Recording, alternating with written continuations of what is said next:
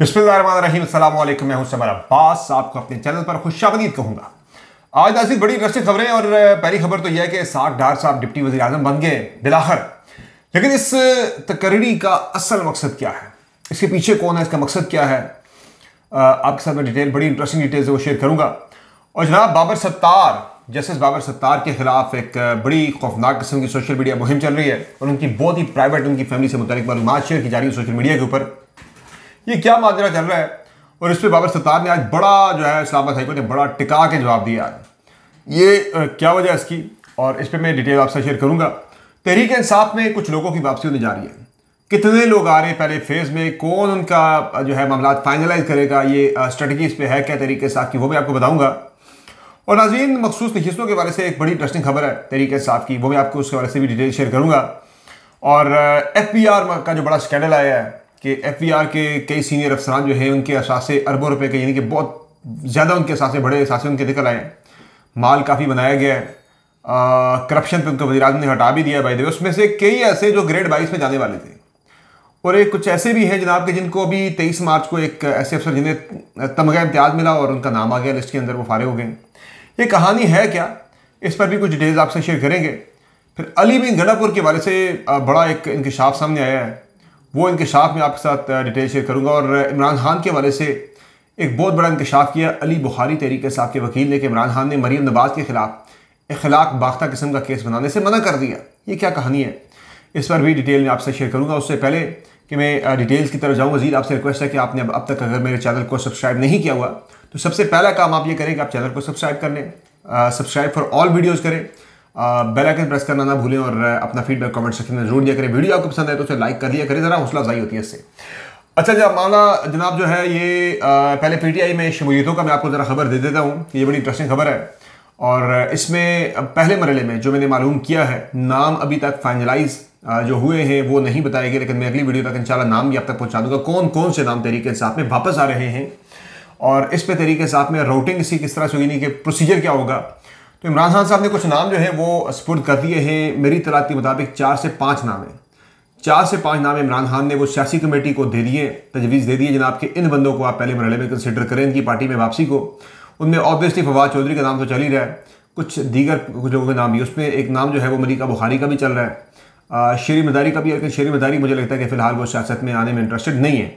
5 नाम कौन से, मैं एग्जैक्ट नाम आपको अगली वीडियो में इंशाल्लाह बताऊंगा कि पहले मरहले में कौन से 5 नाम सामने आ रहे हैं। फवाद चौधरी का तो एक कन्फर्म जनाब है कि वो आ रहे हैं।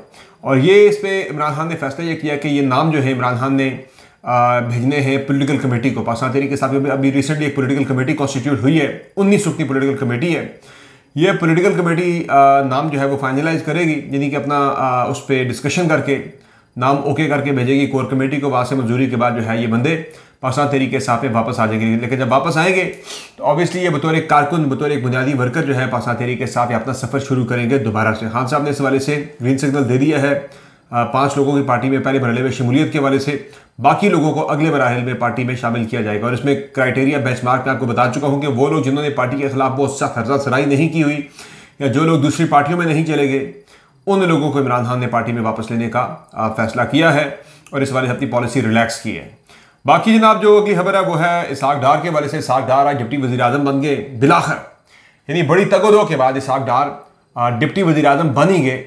और आपको याद होगा कि इसहाक डार साहब को शहबाज शरीफ साहब अपनी काबीना में शामिल नहीं कर रहे थे। वजह क्या है, चुगली, बहुत ज़्यादा चुगली हो रही, यानी कि एक चीज़ जो होती है ना काबीना के अंदर या हुकूमत के एक छोटे से छोटे फैसले, छोटे से छोटे डिस्कशन, वो भी इसहाक डार साहब जो है वो रिपोर्ट करते हैं जाके मियाँ नवाज शरीफ को। तो उस वजह से इसहाक डार को काबीना में भी इवन शामिल नहीं कर रहे थे मियाँ शहबाज शरीफ। मियाँ नवाज शरीफ की सिफारिश पर उन्हें काबीना में शामिल किया गया। वज़ीर ख़जाना तो नहीं बनाया गया, लेकिन वज़ीर ख़ारजा बन गए। अब उन्होंने ना मरहलावार अपनी जो है ना वो इंग्रेस अपना पार्टी के अंदर, हुकूमत के अंदर उन्होंने अपना बढ़ाना शुरू किया। अच्छा, पहले मरहले में वो आगे जी वज़ीर ख़ारजा आ गए, फिर दूसरे मरहले में वो जनाब प्राइवेटाइजेशन की निजकारी कमेटी के चेयरमैन बन गए। तीसरे मरहले में जो जनाब ये जो है अपना काउंसिल ऑफ कॉमन इंटरेस्ट है उसमें वो आगे CCI नहीं, जो ये है अपना इक़्तिसादी राब्ता कमेटी है जो इकनॉमिक कोऑर्डिनेशन ECC के अंदर आ गए। इस तरह से ना वो चीज़ों के अंदर एक एक करके शामिल होते गए। एक में से तो है निकाल भी दिए गए थे ECC में से। अब जनाब जो है वो दोबारा से यानी कि जो उनकी ख्वाहिश थी, जो कोशिश थी कि आहिस्ता आहिस्ता कब्जा किया जाए चीज़ों पे, तो वो बन गए डिप्टी वज़ीर आज़म। इसके पीछे नवाज शरीफ है और नवाज शरीफ दोबारा से अपनी जो कमांड है वो हुकूमत के ऊपर, पार्टी के ऊपर दोबारा से वो संभालना चाह रहे हैं। अब ये नवाज शरीफ को ये पता है कि उनके साथ हाथ हुआ है। अब वो बयानिया भी अपना स्टैंड बाई पर रखना चाह रहे हैं कि मामला अगर ज़रा से इस्टेब्लिशमेंट के साथ ऊपर नीचे हो या इस्टेब्लिशमेंट के PTI के साथ मामला ज़रा से बेहतर हो गए तो वो जनाब अपनी जो मूवमेंट है वो लॉन्च कर देंगे। और मूवमेंट तो क्या है, मूवमेंट क्या नून लीग ने लॉन्च करनी है, इतनी हिम्मत कहाँ है। अवाम की सपोर्ट बिल्कुल है ही नहीं है साथ, अवाम के बगैर क्या मूवमेंट चलनी है। ये तो बेनिफिशरी है तहरीक इंसाफ और इस्टेब्लिशमेंट की लड़ाई के, लेकिन फिर भी उन्होंने ज़रा ना वो मुज़ामती वाला एक बटन ऑन कर देना। उन्हें लगता है कि इमरान खान ने इस्टेब्लिशमेंट के खिलाफ मुज़ामत करके जनाब बड़ी सख्त किस्म की पॉपुलरिटी हासिल कर ली है, तो मैं भी ऐसा कर लूँगा। तो नून लीग में जनाब ये ज़रा ट्रांजिशनल होती हैं चीज़ें कि आज यानी कि 3 हफ्ते के लिए, सॉरी 3 महीने के लिए उन्होंने मुज़ामती बटन ऑन कर दिया। 3 महीनों के बाद ज़रा थोड़े से मामला ज़रा बेहतर होना शुरू हुए तो उन्होंने फ़ौरन से मुफाहमती स्विच ऑन कर देते हैं अपना मुज़ामती वाला ऑफ करके। तो इसमें जो बड़ी एक स्ट्रैटेजी ये भी है कि अपना असर रसूख बढ़ाना हुकूमत के ऊपर। पार्टी के वाले से आपको वैसे पता है कि मियां नवाज शरीफ 11 मई को मुस्लिम लीग नून के प्रेसिडेंट मुंतखब होने वाले हैं दोबारा से। तो अब वो यानी कि दोनों चीज़ों को जो है ना वो मिला के देखा जाए कि उधर पार्टी के ऊपर मियां नवाज शरीफ और उनका ग्रुप जो है वो अपना कब्जा जो है वो दोबारा से अपना कंट्रोल जो है वो रीगेन करने जा रहा है। तो हुकूमत के अंदर भी पंजाब में तो ऑब्वियसली मरीम नवाज है, लेकिन सेंटर के अंदर ज़रा मियां नवाज शरीफ और उनके बंदे जो है ज़रा वो साइडलाइन हुए थे। अब उन्होंने कंट्रोल जो है हुकूमत के ऊपर संभालने के वाले से इसाक डार को यहाँ लॉन्च कर दिया है। और इसमें मुझे एक सबसे इंटरेस्टिंग चीज़ ये भी लगती है कि वो मोहम्मद औरंगज़ेब जो इसाक डार साहब को एक नज़र भी नहीं भाते कि वो वज़ीर ख़जाना बन गए इसाक डार की जगह पर। तो अब औरंगज़ेब साहब के भी इसाक डार साहब बॉस बन गए बाय द वे। और ये जो मामला है अपना डिप्टी वज़ीर आज़म वाला, ये कोई आइनी होता उस तरह से नहीं है, पाकिस्तान के आइन के अंदर नहीं है मैंशन ऐसा कोई। ये वज़ीर आज़म की स्वाधीन होती है, वो जिसको मर्जी लगा दे। तो वज़ीर आज़म ने शहबाज शरीफ ने नवाज शरीफ के अहकामात के ऊपर जनाब ये फैसला किया कि उन्हें ये लगा दिया गया है डिप्टी वज़ीर आज़म। तो औरंगज़ेब साहब के लिए भी ये कोई अच्छी खबर नहीं है वज़ीर ख़ज़ाना के लिए। अगला जनाब जो मामला है वो है जस्टिस बाबर सत्तार का, कि जस्टिस बाबर सत्तार के ख़िलाफ़ जो है वो एक ठीक ठाक किस्म की एक कैंपेन जो है वो शुरू हो चुकी है। और पहले जस्टिस अतर मिनल्ला के ख़िलाफ़ एक कैंपेन चलाई गई, अब जस्टिस बाबर सत्तार के ख़िलाफ़ एक बहुत ही खौफनाक किस्म की सोशल मीडिया कैंपेन चल रही है। उनकी ज़ाती उनकी फैमिली से मुतल्लिक़ मालूमात जो है वो सोशल मीडिया पर शेयर की जा रही है। एक ग्रीन कार्ड भी दिखाया गया है। तो आज बाबर सत्तार ने एक बड़ा टिका के इस्लामाबाद हाई कोर्ट ने जवाब दिया बाबर सत्तार के बिहाफ पे। ज़रा उनकी ही जो है वो सारी इनपुट से ये जवाब तैयार किया गया है। उस वजाहत के अंदर, एलामिया के अंदर बाबर सत्तार साहब ने प्रोपेगेंडा करने वालों को जो जवाब दिया है उसमें ये कहा है कि सिर्फ पाकिस्तानी शरीयत है, उनके पास कोई अमरीकी शरीयत नहीं है, बग़ैर वीज़े के अमरीका का सफ़र करने के लिए ग्रीन कार्ड हासिल किया हुआ है, किसी ख़ानदानी कारोबारी सरगर्मी में शराकत नहीं है और मुल्की और गैर मुल्की असासे ज़ाहिर शुदा है और जुडिशल कमीशन के जांच पड़ताल शुदा है, यानी जुडिशल कमीशन से उनकी जांच पड़ताल बाकायदा करवाई हुई है। कोई ऐसे हिडन असासे नहीं बनाए, ना किसी कंपनी को वो रन करे जो उनके खिलाफ एक चल रहा था। ग्रीन कार्ड को बना दिया गया जनाब ये अमरीकी शहरी हैं, तो वो बग़ैर वीज़े के अमेरिका का सफ़र करने के लिए ग्रीन कार्ड उन्होंने हासिल किया हुआ है। इनको ग्रीन कार्ड जो है इनकी गैर मामूली सलाहियतों की बिना पर अमेरिका ने इन्हें ऑफ़र किया था। तो हम अब यानी कि बहुत ही अपराइट जज है। मैं ये आपको पहले भी बता चुका हूँ, ये सब कुछ उनके खिलाफ जो हो रहा है वो उनकी बेबाकी की वजह से, कि वो बड़े बेबाक किस्म के, बड़े नडर और बड़े दबंग किस्म के जज हैं।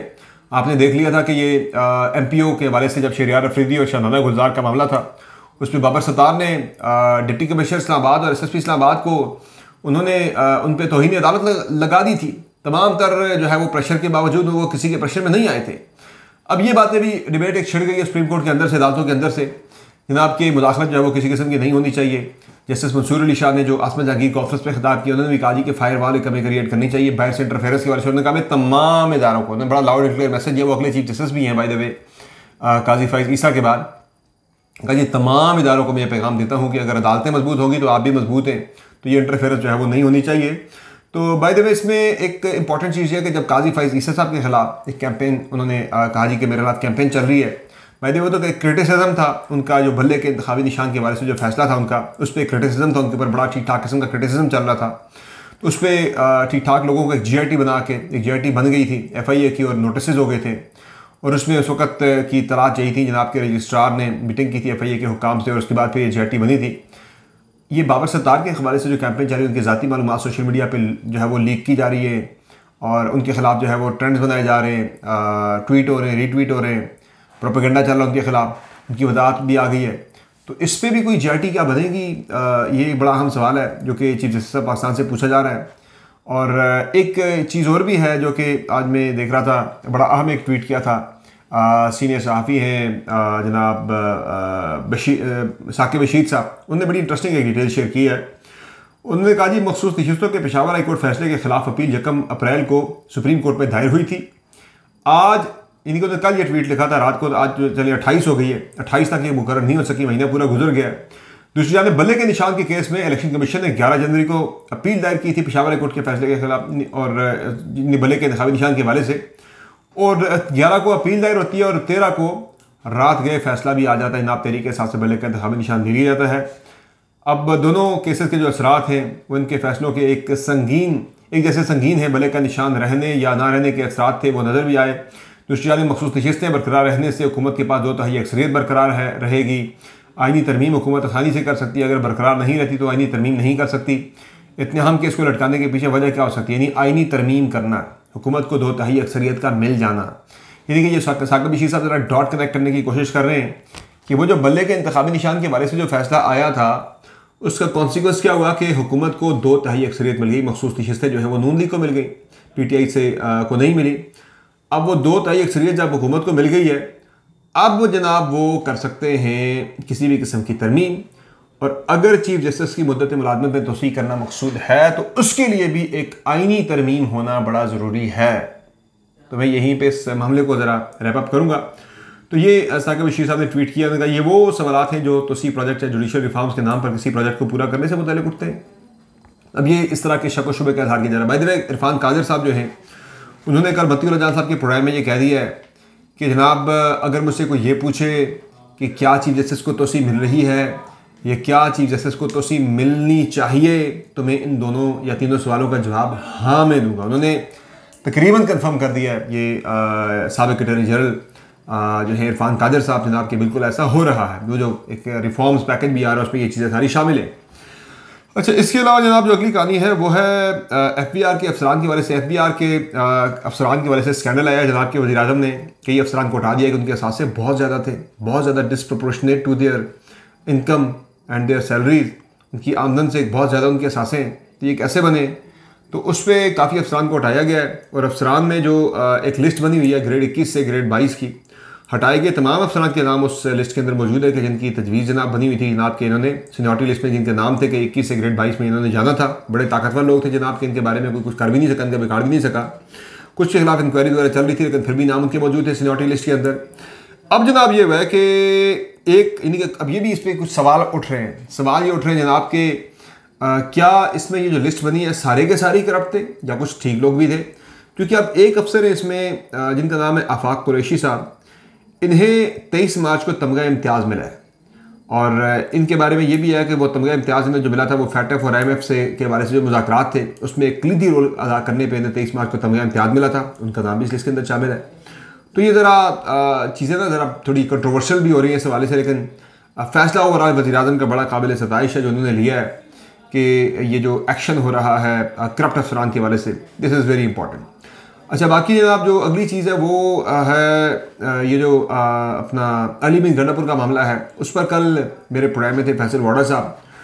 उनसे मैंने जब सवाल किया अली बिन गंडापुर के बारे से, उन्होंने कहा जी कि चूँकि आपको पता है फैसल वाडा साहब कहीं बड़ी इंपॉर्टेंट जगह पे कनेक्टेड है, तो गंडापुर साहब की मुलाकातें वगैरह पे के हवाले से भी उन्होंने कहा जी कि जो बयान उन्होंने दिया था गंडापुर साहब ने इस्लामाबाद पे कब्जे का, उसके फ़ौरन बाद उन्होंने एक वजाहत भी जारी कर दी थी जनाब। यानी वजाहत पब्लिकली नहीं, कहीं और किसी आम जगह पे वजाहत जारी कर दी थी। तो फैसल वाडा ने कहा जी गंडापुर साहब जो है वो सिर्फ खड़े नहीं हैं, वो बैठे भी नहीं हैं, बल्कि वो लेट गए। वो कैसे लेट गए ये वजाहत इस वाले से उन्होंने नहीं बताई थी। उन्होंने बताया ये जनाब कि वो खान साहब के सामने तो पोस्टरिंग कर रहे हैं कि मैं डटा हुआ हूँ, लेकिन तो कह रहे हैं कि अंदरून खाना वो उनके मामला कहीं और पे सटे। अच्छा, एक और बड़ी खबर है वो है, अच्छा इस पर मैं ये कहूँगा कि फ़िलहाल मुझे तो जो है वो लेटे हुए नज़र नहीं आ रहे, बंदा डटा हुआ नज़र आ रहा है और खड़ा है। परसों वज़ीर-ए-आज़म से लड़ाई भी हुई है उनकी गंडापुर साहब की, और बाकी भी जो मामलात वो चला रहे हैं वो बड़े डट के वक्त चला रहे हैं सूबे के अंदर। तो मुझे ऐसी कोई चीज़ फ़िलहाल नज़र नहीं आई। बाकी अली बुखारी ये तहरीक इंसाफ के वकील रहनुमा है, इस्लामाबाद ने 48 से इलेक्शन भी कॉन्टेस्ट किया था, जीत भी गए थे 445 के मुताबिक, बाद में हरा दिया गया था तकरीबन 40-45 हज़ार के मार्जिन से ये जीत गए थे। अली बुखारी से मुतल्लिक़ जनाब उन्होंने एक अली बुखारी ने इंकशाफ किया है और वो इंकशाफ ही है जनाब के अली बुखारी साहब का ये कहना है कि इमरान खान के पास रिसेंटली कुछ वकला आए और उन वकला ने नहीं अडियाला जेल के अंदर कुछ वकला ने आके तजवीज़ दी कि भाई मरीम नवाज़ के खिलाफ एक अखलाक बाख्ता किस्म का केस ओपन करते हैं। कुछ वो लेके आगे तजावीज़ और कुछ डिटेल्स थे। तो इसमें ये होगा जनाब कि बड़ा तमाशा लगेगा मरीम नवाज़ का। जिस तरह आपका जनाब ये जो निकाह वाले केस में इद्दत वाले मामले में एक तमाशा लगाने की कोशिश की गई है, तो मरीम नवाज़ के बारे से भी डिटेल्स हैं जनाब। तो हम उनके खिलाफ केस खोलते हैं तो बड़ा तमाशा लगेगा उनके खिलाफ भी। तो इमरान खान ने सख्ती से मना कर दिया कि कतन ऐसा कोई केस भी नहीं करना, किसी के खिलाफ, मरीम नवाज़ के खिलाफ नहीं करना। तो मना कर दिया इमरान खान ने। तो ये फ़र्क है जनाब इस वक्त आपकी सियासत के अंदर। तो वो जो पॉपुलैरिटी पीक पे एक तरफ पॉपुलैरिटी गिर रही है, उसके पीछे कुछ वजूहत हैं, वो आपके सामने जनाब कि ये वो बड़ी वजूहत हैं कि सियासत के अंदर जो है कुछ लिहाज, कुछ फ़र्क वो बड़ा ज़रूरी होता है, जो कि अनफॉर्चुनेटली इमरान खान के केसेस में नहीं रखा गया कि उनकी बीवी के हवाले से, उनके निकाह के हवाले से जिस तरह से मामले को उछाला गया कोर्ट कचहरी के अंदर, ये बड़ा नाजायज़ था। बाकी किसी ने करप्शन की है, पैसा लूटा है, मुल्क का नुकसान किया है, उसे सख्त से सख्त सज़ा मिलनी चाहिए, चाहे वो इमरान खान है, नवाज शरीफ है या बिलावल भुट्टो ज़रदारी, ये जो मर्जी है। लेकिन ये इस तरह के निजी मामलात को इतना बड़ा करके, इतना बढ़ा चढ़ा के मीडिया के ऊपर, अदालतों के अंदर उछाला गया, वो मेरे ख्याल से एक बहुत ही बड़ी नाइंसाफ़ी थी। बुशरा बीबी जो है, उनके साथ किसी को 100 लाखों करोड़ों इख्तलाफ हो सकते हैं सियासी लिहाज से, उनके बाकी मामलात के बारे से, लेकिन ये सब कुछ को छोड़ छाड़ के वो एक औरत है, वो एक मुसलमान है, वो एक औरत है, वो खातून है। और उस खातून की इज़्ज़त उसके खामन के सामने बैठे हुए जिस तरह से अदालत के अंदर उछाली गई, ये इंतहाई नामुनासिब था, बहुत ही नामुनासिब था, बहुत बड़ी ज़्यादती थी ये। और इस पे जो है अब यानी कि जब जिस तरह का मामला मरीम नवाज़ के बारे में आने लगा तो इमरान खान ने मना कर दिया, हालांकि उनकी बीवी के साथ ये सब कुछ हुआ। तो ये एक फ़र्क जो है वो ज़रूर नज़र आता है। बहरहाल आज की इस वीडियो में इतना ही। इंशाल्लाह अगली वीडियो में फिर आपकी खिदमत में हाजिर होंगे, नई अपडेट्स लेकर इजाज़त दीजिए। अल्लाह हाफ़िज़।